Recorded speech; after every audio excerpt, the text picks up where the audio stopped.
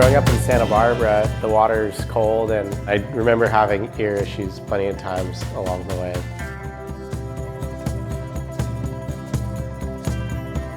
I started getting water clogged in my ears so often, like 21, 22, I was like starting to have pretty bad issues with my right ear.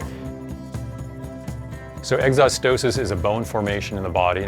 The ones we're concerned with are the ones that occur in the ear canal, typically from cold water exposure. And over time they can enlarge and eventually get to the point where they cause people water trapping, sometimes infections and blockage of the ear. It's also known as surfer's ear because it's so common in the surfing population.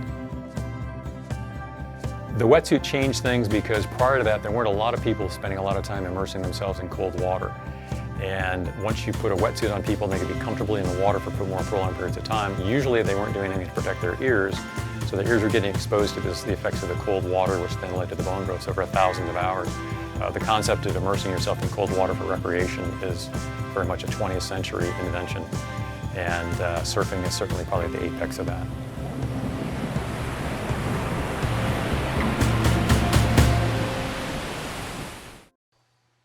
Fluffalopolis. Chicken time?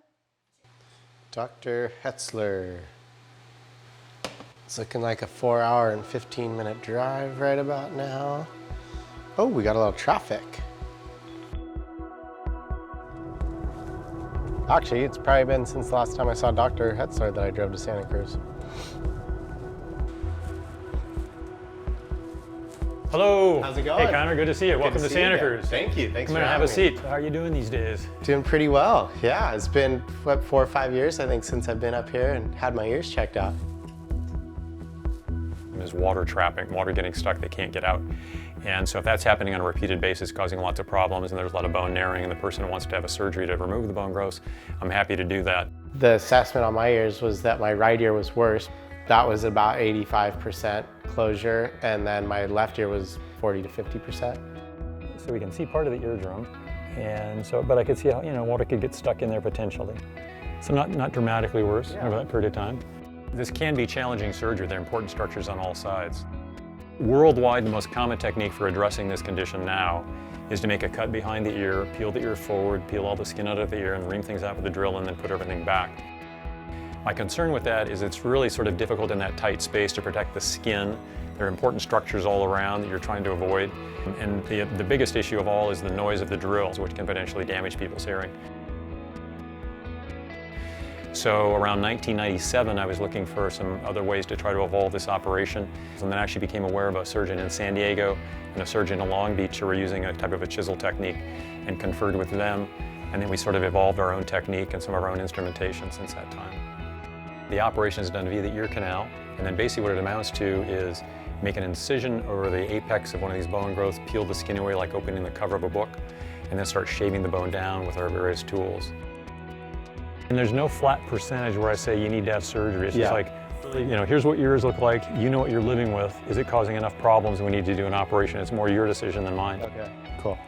That's good to know. Learning about the surgery, I was like, damn, I really don't want to do that. The surgery and the time out of the water and the pain and the recovery just sounded sort of miserable.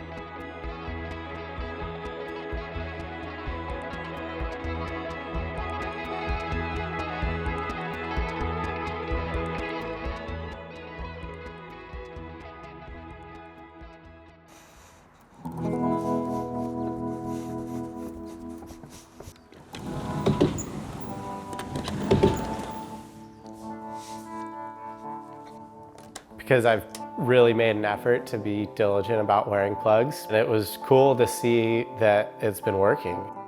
In cold water, warm water, I think he's pretty good at wearing earplugs and pretty consistent. And my sense is that he hasn't really progressed too much over the several years between our 2 examinations.